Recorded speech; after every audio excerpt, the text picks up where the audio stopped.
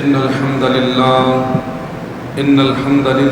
نحمده ونستعينه ونستغفره ونعوذ بالله من شرور أنفسنا ومن سيئات أعمالنا من يهده الله فلا مضل له ومن يضلل فلا هادي له أشهد أن لا إله إلا الله وحده لا شريك له وأشهد أن محمدا عبده ورسوله يا أيها الذين آمنوا اتقوا الله حق تقاته ولا تموتن إلا وأنتم مسلمون يا أيها الناس اتقوا ربكم الذي خلقكم من نفس واحدة وخلق منها زوجها وبث منهما رجالا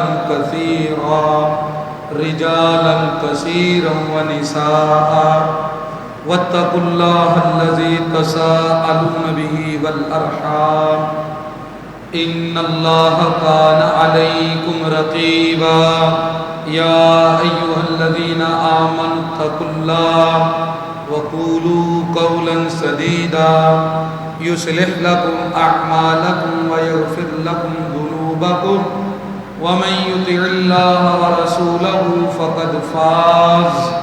فقد فاز فوزا عظيما أما بعد فإن خير الحديث كتاب الله وخير الهدي هدي محمد صلى الله عليه وسلم وشر الأمور محدثاتها وكل محدثة بدعة وكل بدعة ضلالة وكل ضلالة في النار أعوذ بالله من الشيطان الرجيم من همزه ونفخه ونفسه قال الله تبارك وتعالى في القرآن المجيد والفرقان الحميد وذكر فإن الذكر تنفع المؤمنين وما خلقت الجن والإنس إلا ليعبدون.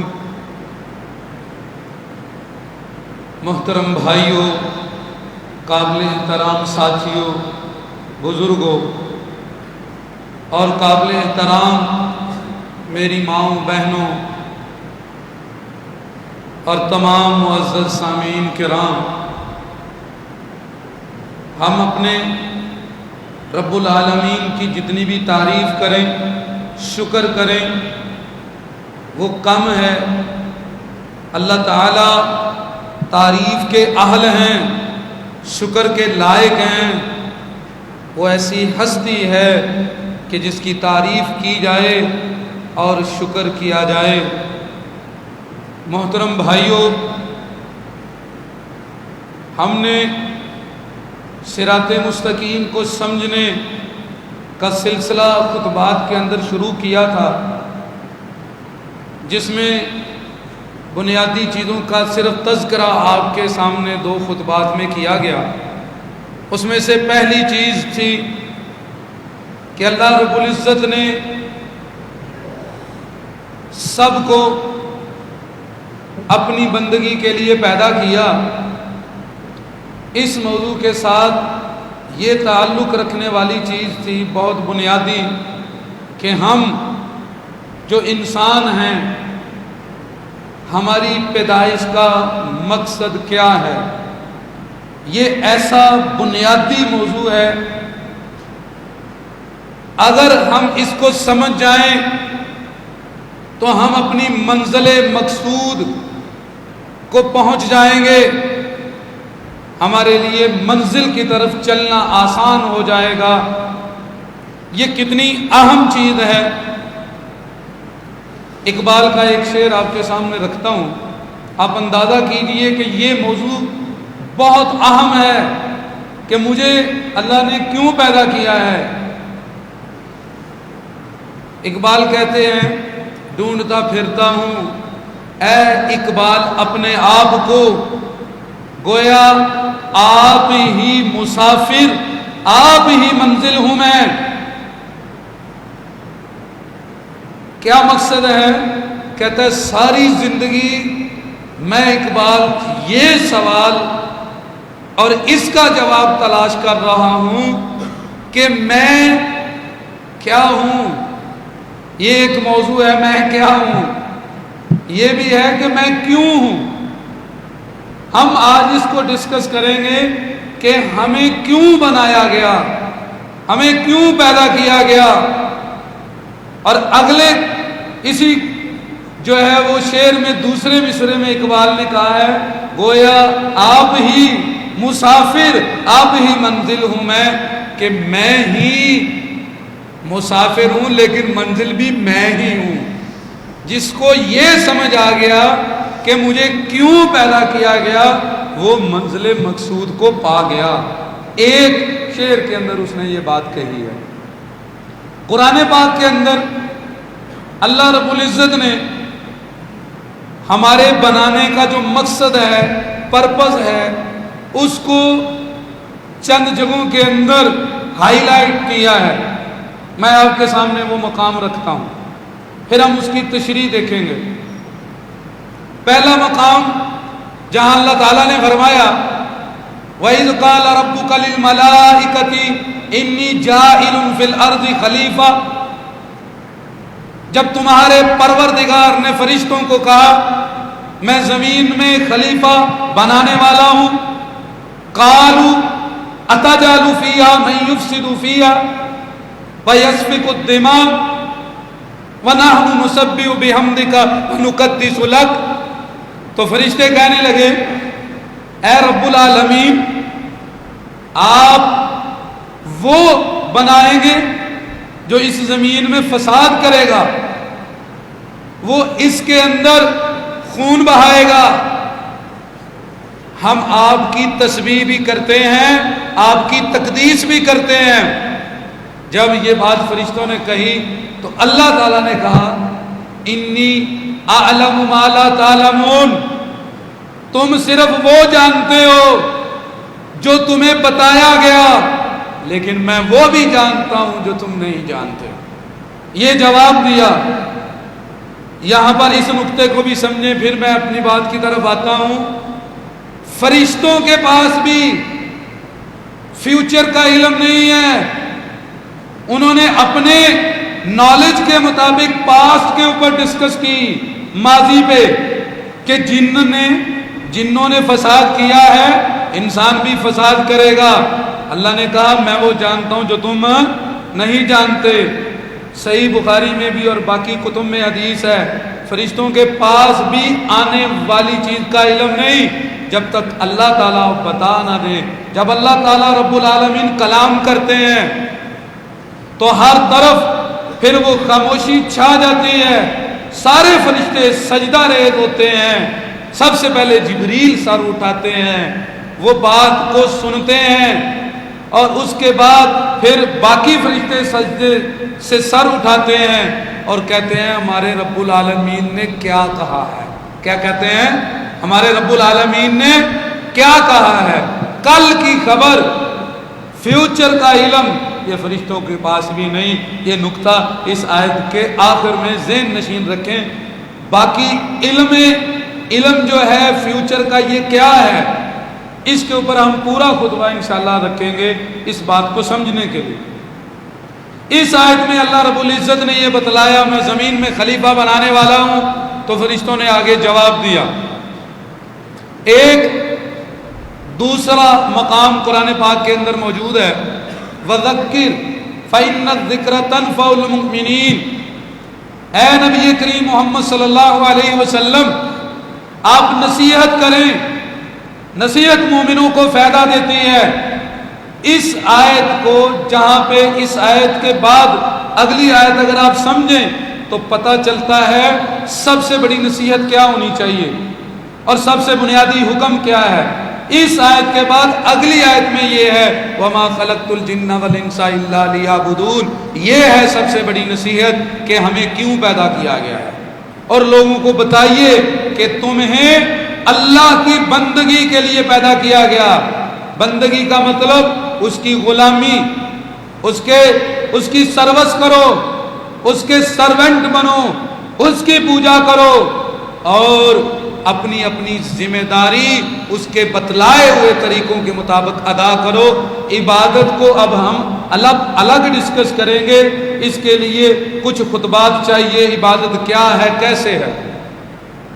تیسرا مقام آپ کے سامنے رکھتا ہوں جہاں اللہ تعالیٰ نے پرپس ذکر کیا انسان کو پیدا کرنے کا، اور وہاں پہ یہ فرمایا وَلَوْ شَاءَ رَبُّكَ، اگر تمہارا پروردگار چاہتا لَجَعَلَ النَّاسَ أُمَّةً وَاحِدَةً، تو وہ ساری امتوں کو ایک امت بنا دیتا، وہ سارے لوگوں کو لَجَعَلَ النَّاسَ أُمَّةً وَاحِدَةً، اگر تمہارا رب یہ چاہتا تو وہ تمام لوگوں کو ایک امت بناتا۔ وَلَا يَزَالُونَ مُخْتَلِفِينَ، لیکن اس نے ایسا نہیں کیا، تم ہمیشہ جدا جدا رہو گے اور مختلف سوچتے رہو گے، اِلَّا مَن رَحِمَ رَبُّكَ، مگر جس پہ تمہارے رب کا رحم ہو جائے گا وہ اکٹھے ہو جائیں گے۔ وَلِذَالِكَ خَلَقَهُمْ، اس کے بعد کہا اسی لیے رب نے تمہیں پیدا کیا ہے۔ وَلِذَالِكَ خَلَقَهُمْ، اب اس کا کیا مطلب ہے؟ اس آیت میں 2-3 پوائنٹ ہیں جن کو سمجھنا چاہیے، پھر ہم اپنی بات کو آگے لے کر چلتے ہیں۔ اللہ رب العزت نے فرمایا اگر میں چاہتا سارے لوگ ایک امت بنا دیتا، میں نے ایسا نہیں کیا، اب تم مختلف سوچتے رہو گے، مختلف ہو تم اور تمہارے اندر اختلاف رہے گا۔ اختلاف فطرت ہے، جبلت ہے، اور یہ اختلاف کا مطلب ہے ڈفرینسی، یونیکنیس ہے آپ میں سے ہر ایک میں، ہر کوئی دنیا میں خاص ہے، اور اس کی خوبی اللہ رب العالمین کو پتا ہے کہ اس میں کیا میں نے رکھا ہے۔ ہم میں سے ہر ایک کی قابلیت، صلاحیت خاص ہے اس کی، اور دنیا میں آدم علیہ السلام سے لے کر آخری انسان جو اس دنیا میں آئے گا تب تک ہر بندے میں کوئی نہ کوئی خاص چیز ہوگی اور وہ ڈیفرنس ہوگا دوسروں سے۔ یہ رب کا قانون ہے، یہ صلاحیت ہمارے خمیر میں ہے، خمیر ہمارے نفس میں ہے، اس مٹی میں ہے جس سے ہمیں بنایا گیا۔ اللہ تعالیٰ نے فرمایا وَنَفْسٍ وَمَا سَوَّاهَا فَأَلْهَمَهَا فُجُورَهَا وَتَقْوَاهَا قَدْ أَفْلَحَ مَنْ زَكَّاهَا وَقَدْ خَابَ مَنْ دَسَّاهَا، قسم ہے نفس کی، قسم ہے اس کے صحیح درست بنائے جانے کی۔ تمہارے اندر نیکی اور بدی، اچھائی اور برائی، گڈ اور یہ جو ہے اچھائی اور برائی، اس کی پاور وہ تمہارے اندر رکھ دی گئی ہے۔ اب تم نے اپنی قابلیتوں کو جان کر اللہ تعالیٰ کی غلامی کرتے ہوئے خیر کے کاموں میں لگنا ہے، یہ تمہاری میری ڈیوٹی ہے۔ اس نے ہر ایک کو الگ الگ چیزیں عطا کی ہیں۔ اس آیت میں ایک دوسرا نقطہ کیا ہے؟ آپ نے بات سنی ہوگی، اس کی بھی اصلاح کر دوں۔ اکثر سنا ہوگا علماء بعض کہتے ہیں بہت زیادہ کہ رسول اللہ صلی اللہ علیہ وسلم نے فرمایا اختلاف امتی رحمتن، میری امت کا اختلاف رحمت ہے۔ یہ سنی ہوئی ہے نا بات آپ نے، یہ نبی صلی اللہ علیہ وسلم نے کوئی نہیں کہا۔ ملا علی قاری حنفی نے خود اپنی کتاب اسرار المرفوعہ میں لکھا ہے کہ یہ موضوع بے بنیاد من گڑت بات ہے۔ میں نے یہ اس لیے ریفرنس دیا ہے کیونکہ احناف اس کو بہت پیش کرتے ہیں، تو ملا علی قاری حنفی خود کہتے ہیں یہ من گڑت بات ہے، اور قرآن کی یہ آیت بتاتی ہے اختلاف فطرت ہے، اتفاق رحمت ہے، الا من رحم ربک، تو جماعت بن کے رہنا، مل کے رہنا، جڑ کے رہنا، یہ رب کی رحمت ہے۔ اس کے اوپر ابن حزم الاندلسی انہوں نے اس پہ ایک نقطہ لکھا، کہنے لگے دیکھو جو لوگ کہتے ہیں اختلاف رحمت ہے تو اس کا مطلب اتفاق زحمت ہے۔ اور پھر انہوں نے یہ آیت پیش کی کہ اللہ تعالیٰ فرماتے ہیں اتفاق رحمت ہے، اختلاف فطرت ہے، اور اختلاف کو قبول کرنا چاہیے وسیع الظرفی کے ساتھ، کیونکہ ہم میں سے ہر ایک الگ ایبیلٹی، خوبی کے ساتھ، الگ کوالٹی کے ساتھ پیدا ہوا ہے۔ ایک یہ تیسرا مقام ہے۔ اس کے ساتھ میرے بھائیوں ایک چوتھا مقام اللہ رب العزت نے جو قرآن میں ذکر فرمایا سورہ ملک میں، الذی خلق الموت والحیات لیبلوکم ایکم احسن عملا، تمہارا رب وہ ہے جس نے یہ تمہاری زندگی کا سلسلہ، زندگی سے موت تک کا یہ سلسلہ بنایا تاکہ وہ تمہیں آزمائے، تاکہ وہ آزمائش کرے اچھا عمل کون کرتا ہے اور برا عمل کون کرتا ہے۔ فتنہ کیا ہوتا ہے، فتنوں کی کتنی اقسام ہیں، فتنے جو ہیں ان سے بچا کیسے جا سکتا ہے، اس کے اوپر الگ سے یہ ہمارا فتنے کے اوپر سیریل ہم اس کو چلائیں گے۔ ابھی میں نے آپ کے سامنے صرف 4 مقام بیان کیے ہیں جن میں یہ پرپز، یہ مقصد سامنے آیا۔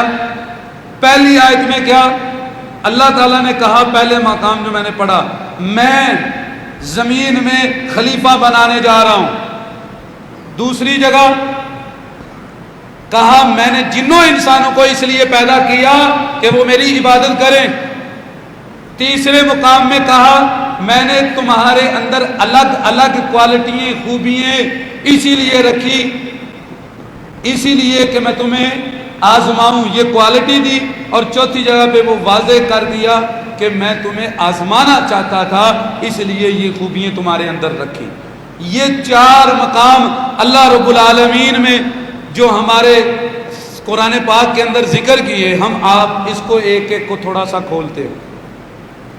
سب سے پہلی چیز میرے بھائیوں، میں پتہ کیا چاہتا ہوں اور کیوں میں آہستہ آہستہ بات کو آپ کے ذہن نشین کرتا ہوں، میں یہ چاہتا ہوں کہ آپ کو بات یاد ہو۔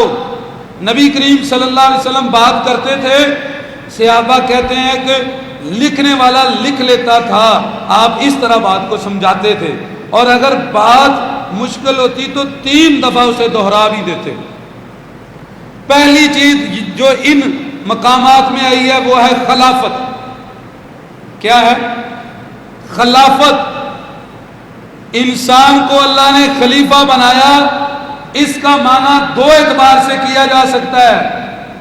ایک ہے خلافت حقیقی معنی کے اندر، حقیقی، اور ایک ہے خلافت مجازی معنی کے اندر۔ حقیقت کیا ہے؟ آپ شیر کو کہتے ہو یہ شیر ہے، اور مجاز کیا ہے؟ آپ انسان کو کہتے ہو یہ تو شیر ہے، اب آپ اس کی بہادری شیر جیسی دیکھتے ہو، یہ حقیقت اور مجاز ہے آسان لفظوں کے اندر۔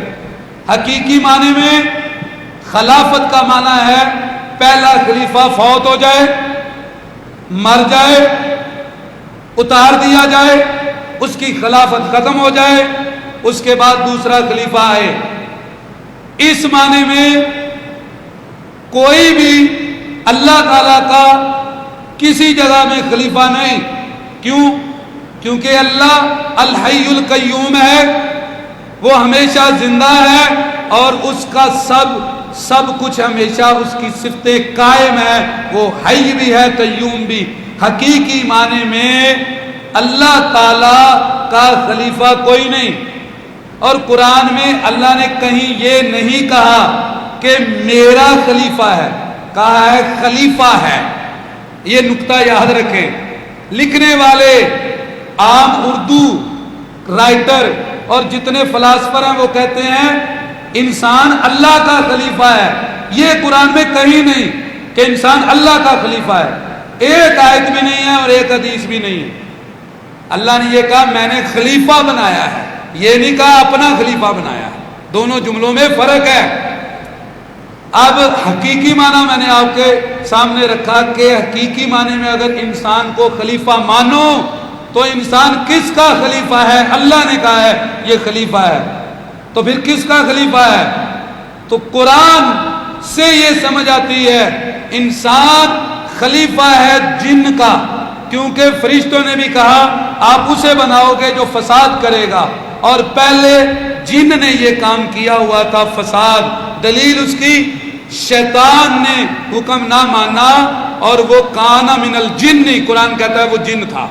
یہ قرآن پاک کی آیتیں بتلاتی ہیں انسان خلیفہ ہے حقیقی معنی کے اندر جن کا، نمبر ایک۔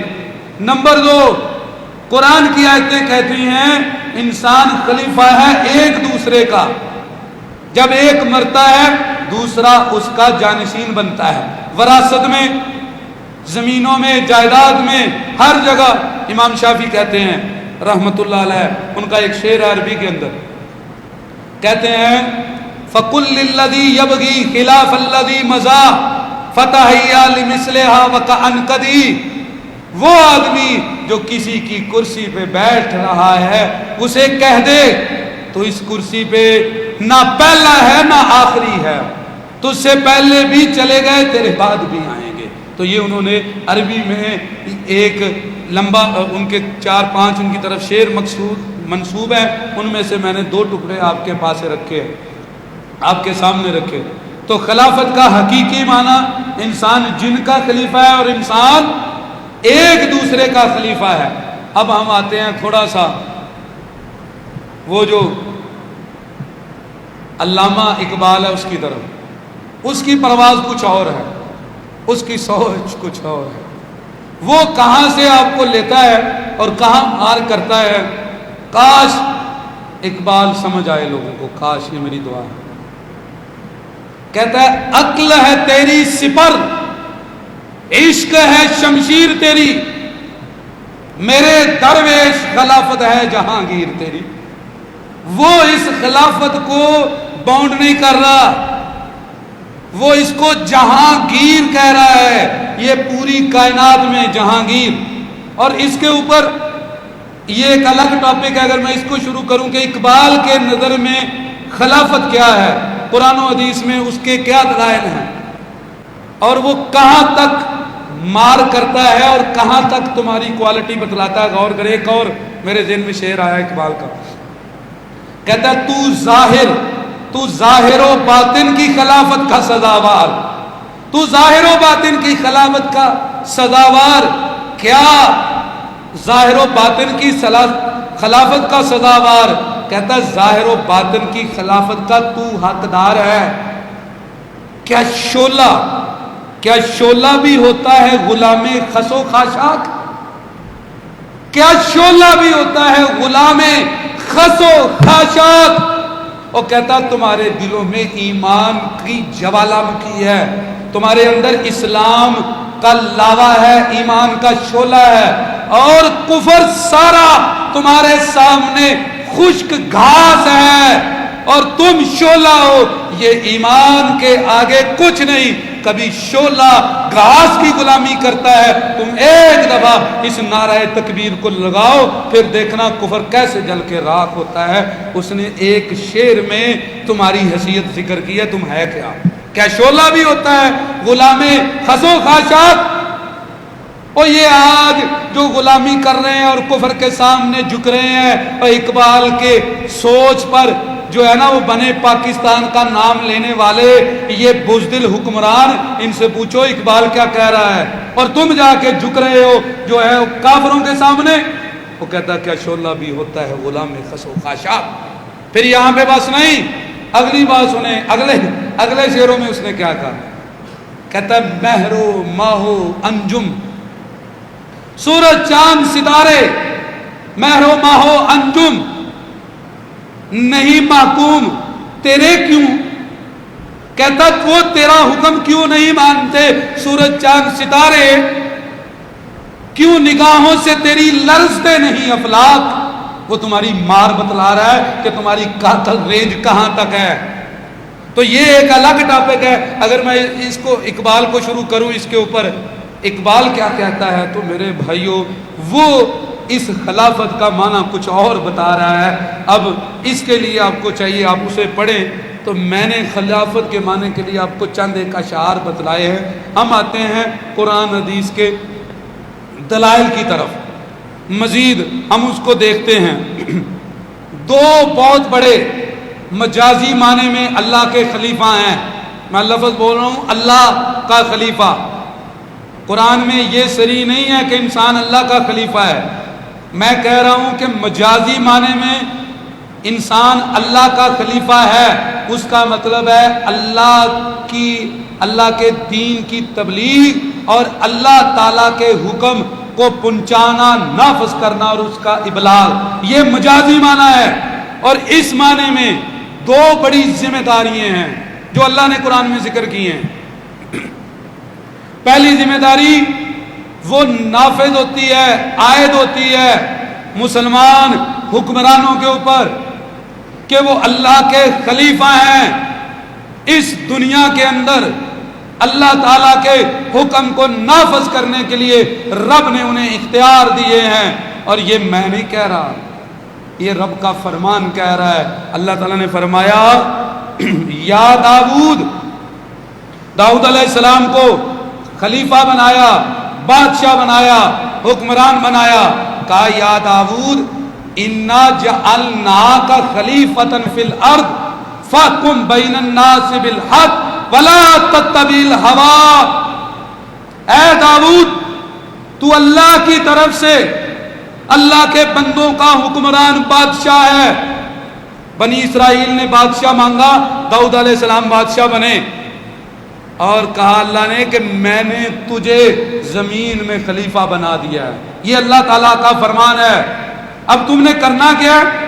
فاحکم بین الناس بالحق، اور لوگوں کے درمیان حق کو نافذ کرنا ہے. حق کون ہے؟ اللہ. اور اللہ کے امر کو نافذ کرنا یہ تیرا پہلا فریضہ ہے. مسلمانوں کے حکمرانوں کا پہلا یہ فریضہ ہے. ولا تتبع الہویٰ، اور خواہش کی پیروی نہیں کرنی. یہاں پہ میں آپ کو چلتے ہوئے یہ بھی نقطہ بتلا دیتا ہوں.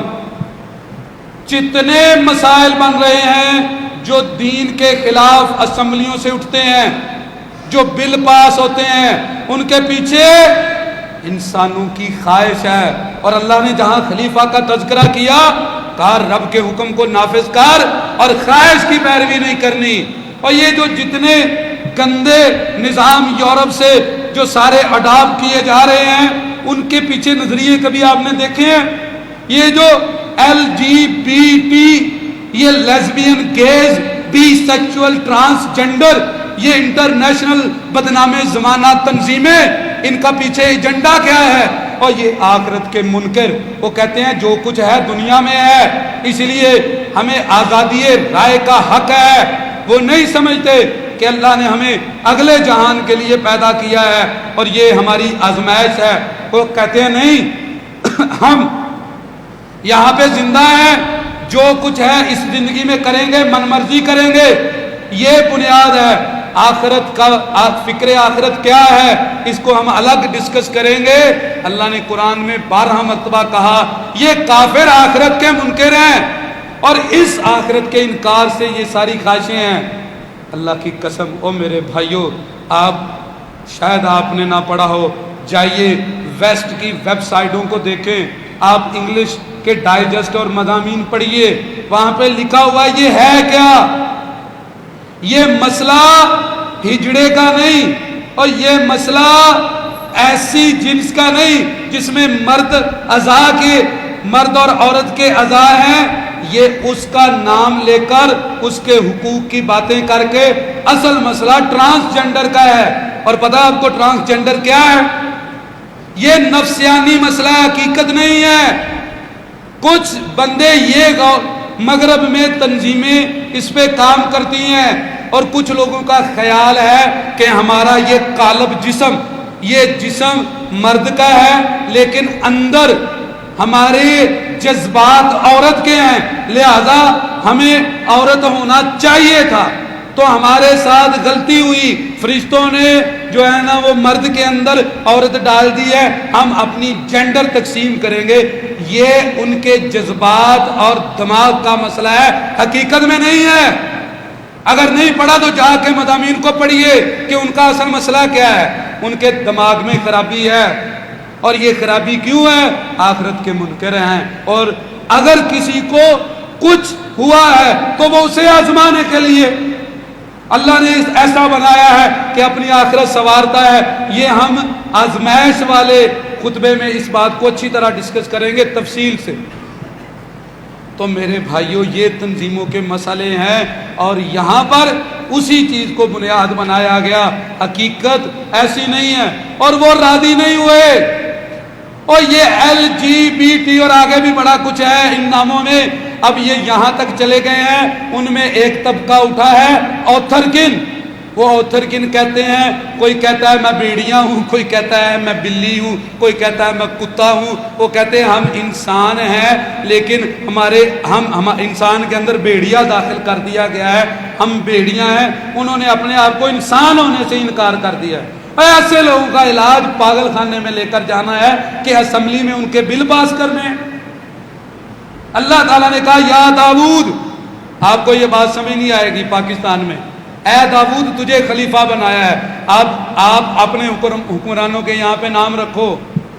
او اے عمران, او اے شہباز, اے فضل الرحمان, اور تجھے دنیا میں وزارتیں ملی اور تو 4 وزارتیں لے کے بیٹھا.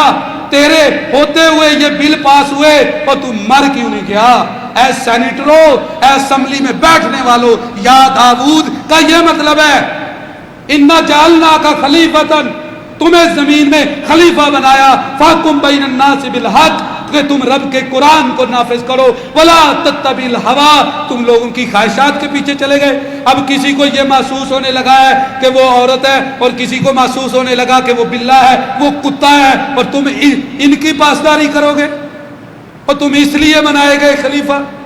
ان آیتوں کا یہ مطلب ہے رب نام لے رہا ہے ان حکمرانوں کے. اور یہ داؤد علیہ السلام پر بات ختم نہیں ہے, یہ قرآن آج ہمارے لیے بھی نصیحت ہے. اور ایسے لوگوں کو رب پکار رہا ہے, یہ جو تم بیٹھے ہوئے ہو اجارہ داری قائم کر کے, رب تم سے پوچھے گا. اللہ کی قسم کھا کے کہتا ہوں, اور ٹھوکر مار دو ایسی سینیٹری کو, ایسی وزارتوں کو, ایسے عہدوں کو, ایسی پارلیمنٹ کو, ایسی بادشاہت کو, ایسی وزارت عظمیٰ کو جس میں محمد الرسول اللہ کے پرچم کی کوئی حیثیت نہیں, جس میں اللہ کی بات کی حیثیت نہیں. اس سے بہتر ہے بھوکے مر جاؤ لیکن اسلام کا پرچم تھامے رکھو. وَلَا تَتَّبِعِ الْهَوَىٰ, تمہیں پتہ ہی نہیں قرآن کیا کہتا ہے. تم نے اس کو جو ہے نا وہ 4 دن کی زندگی سمجھ لیا ہے. تو میرے بھائیوں یہ ٹاپک اور لمبا ہوگا اگر میں اس کو چھیڑوں گا. میں نے آپ کے سامنے صرف ایک لائن دے دی ہے, آیت آپ کے سامنے رکھی ہے, ریکارڈنگ ہو رہی ہے, آپ دیکھیں اور آیتوں کی تفصیلات آگے مزید پڑھ سکتے ہیں. یہ اللہ تعالیٰ نے پہلا بنیادی حق رکھا ہے اور خلیفہ بنایا ہے رب نے اپنا مجازی معنی میں. کس کو؟ حکمرانوں کو. اور کیا کہا اللہ رب العزت نے, اور ذکر فرمایا ہے میرے بھائیوں ان کا, کہا والا ینصرن اللہ من ینصرہ. دوسرے مقام میں جو تم میں سے, اللہ اپنے مسلمان بندوں کو جن کو وزارتیں حکومتیں ملتی ہیں کہتا تم میں سے کوئی بھی جو اللہ کی مدد کرے گا, اللہ کے دین کو نافذ کرے گا, والا ینصرن اللہ من ینصرہ, اللہ اس کی مدد کرے گا. یہ رب کا وعدہ ہے, یہ اللہ کا وعدہ ہے. اور ساتھ ہی فرمایا ان اللہ لقوی عزیز, اللہ ساری قوتیں رکھتا ہے, سب پہ غالب ہے. اور پھر کہا پتہ تمہارا کام کیا ہونا چاہیے, امکناہم اقاموا الصلاۃ وآتوا الزکاۃ وامروا بالمعروف ونہوا عن المنکر. اور تمہیں اگر کوئی اختیار ملے تم اقامت صلاۃ کا نظام بناؤ اور جھوٹے عہدوں کی خاطر دین نہ بیچو. تم نظام بناؤ, نظام نماز کی اقامت کا, زکوٰۃ کی ادائیگی کا, امر بالمعروف کا, نہی عن المنکر کا. اور پھر میرے بھائیو رب نے یہاں تک نہیں کہا, اس کے بعد آگے اللہ رب العزت نے کیا ذکر کیا. یہ بات یہاں پہ بس نہیں ہے, قرآن میں 3 جگہ یہ ذکر کیا ہے, من لم یحکم بما انزل اللہ فاولئک هم الظالمون فاولئک هم الکافرون فاولئک هم الفاسقون. اب آپ ان آیتوں کو دیکھیں کہ یہ جو آیتیں ہیں یہ کیا کہتی ہیں. جہاں اللہ تعالیٰ نے تذکرہ کیا حدود کا, اسلامی شریعت کے نفاذ کا، تو وہاں آیت کو جب ختم کیا تو اس پہ کہا من لم یحکم بما انزل اللہ فاولئک هم الظالمون، جو شریعت نافذ نہیں کرے گا اور حدود نافذ نہیں کرے گا، اللہ نے کہا وہ ظالم ہے۔ جہاں پہ دین ہدایت، نور ہدایت کا تذکرہ آیا، اس آیت کے آخر میں کیا کہا من لم یحکم بما انزل اللہ فاولئک هم الکافرون۔ اگر تم دین اسلام کے لیے بیدار نہیں ہو، اگر تم اسلام کی پاسداری نہیں کرتے، اگر تم نور ہدایت، نور حق، نور اسلام کو لے کر نہیں اٹھتے، فاولئک هم الکافرون، تو پھر یہاں پہ کہا ایسے لوگ کافر ہیں۔ اور پھر آگے یہ بھی کہا من لم یحکم بما انزل اللہ فاولئک هم الفاسقون، جب بھی تم اللہ کے حکم کی نافرمانی کرو گے تو تم فاسق ہو۔ یہ تینوں آیتیں سلطنتوں والوں کے ساتھ ہے، یہ حکمرانوں کے ساتھ خاص ہے، کیونکہ ان کا سب سے بڑا کام، ان کی سب سے بڑی عبادت، ان کا سب سے بڑا اسلام، ان کا سب سے بڑا دین، ان کا سب سے بڑا جہاد، ان کی سب سے بڑی ہدایت، ان کا سب سے بڑا تقوی، ان کا سب سے بڑا دین، ان کا سب سے بڑا کلمہ یہ ہے کہ وہ اللہ کے دین کو اپنی رعایا کے اندر نافذ کریں۔ ان کا سب سے بڑا کام یہ ہے، اور اگر نہیں کرتے تو اللہ تعالیٰ نے وعید سنائی۔ تو میرے بھائیوں، یہاں پر میں ایک بات اور بھی ذکر کر دینا چاہتا ہوں۔ اقبال بڑا دو ٹوک بولتا ہے، اس نے غلامی کا زمانہ پایا، پاکستان بننے سے پہلے فوت ہو گیا۔ وہ کہتا ہے یہ بندگی خدائی، یہ بندگی خدائی، وہ بندگی گدائی، یا بندہ خدا بن یا بندہ زمان۔ وہ جو تو خواہش کی پیروی کرے گا اور انٹرنیشنل لیول پہ جا کے لوگوں کے سامنے کشکول پھیلائے گا اور مانگے گا ہم مر گئے، ہمارے اوپر مصیبتیں آ گئی، اور جب تو کافروں کے سامنے جھکے گا، جولی پھیلائے گا، تو یاد رکھنا وہ بندگی گدائی، وہ فقیری ہے، تو کبھی بھی غیرت مند نہیں بن سکتا۔ اور یہ بندگی خدائی اگر اپنے حق ادا کرے گا تو یہ خدا کا کام ہے، اور خدا اپنا حق ادا کرے گا، وہ تیری رزق کی پریشانیوں کو دور کرے گا، وہ تیری آزمائشوں کو دور کرے گا۔ وہ کہتا ہے ایک طرف ہو جاؤ، یا بندہ خدا بن یا بندہ زمانہ۔ اور ایک اور شاعر نے اس کو پتا کیسے کہا، اس نے کہا دو رنگی چھوڑ دے، دو رنگی چھوڑ دے، یک رنگ ہو جا، سراسر موم ہو جا یا سنگ ہو جا، یا کہہ کہ میں مومن ہوں یا کہہ کہ میں کافر ہوں، اور یہ منافقت چھوڑ دو۔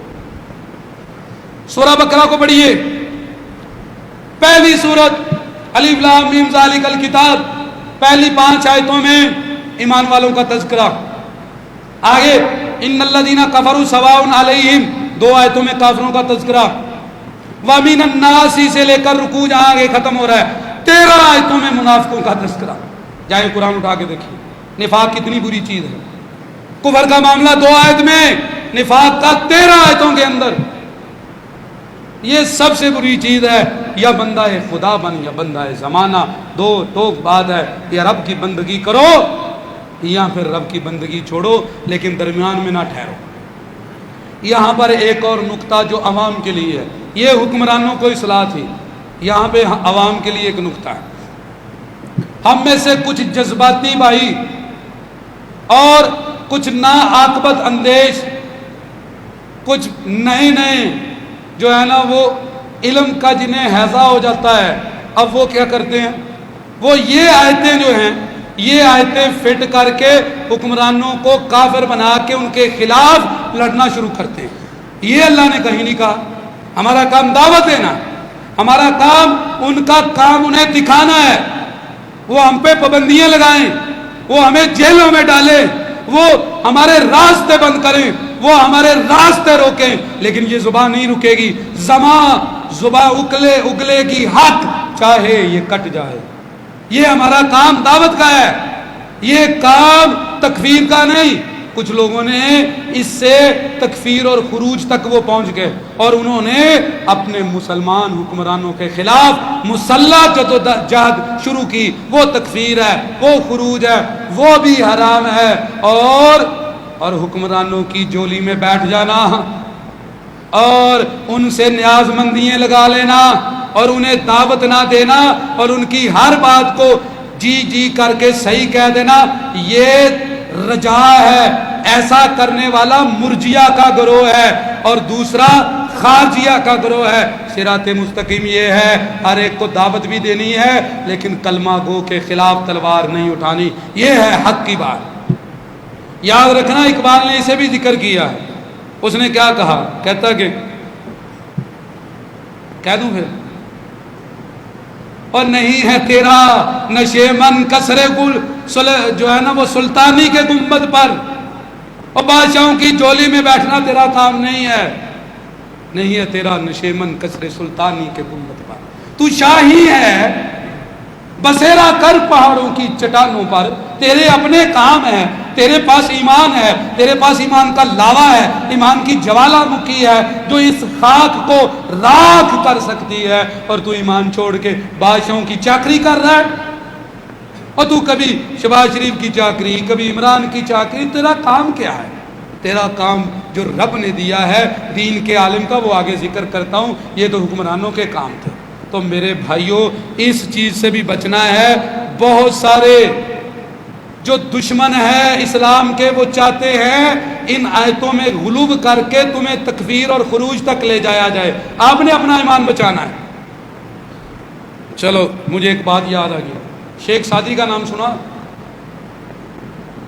اردو نہیں آتی فارسی کتوں آتی ہے؟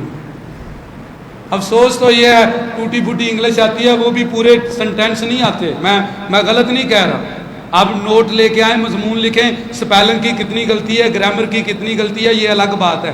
جس انگلش کے اوپر بڑا ناز کرتے ہو اس میں بھی بڑی غلطیاں ہیں، اور اردو بھی چھوڑ دی اور فارسی بھی چھوڑ دی۔ آپ کو پتا پاکستان کا قانون لکھا ہوا ہے کیا، کہ پاکستان کی قومی زبان اردو ہوگی، پتہ ہے آپ کو؟ پتہ ہے یہ بات انگلش میں لکھی گئی تھی، یہ بات انگلش میں لکھی گئی تھی کہ پاکستان کی قومی زبان اردو ہوگی۔ تو جس کو میری بات سمجھ آ گئی ہے تو چلو آ گئی ہے، جس کو نہیں آئی تو پھر بھی خیر۔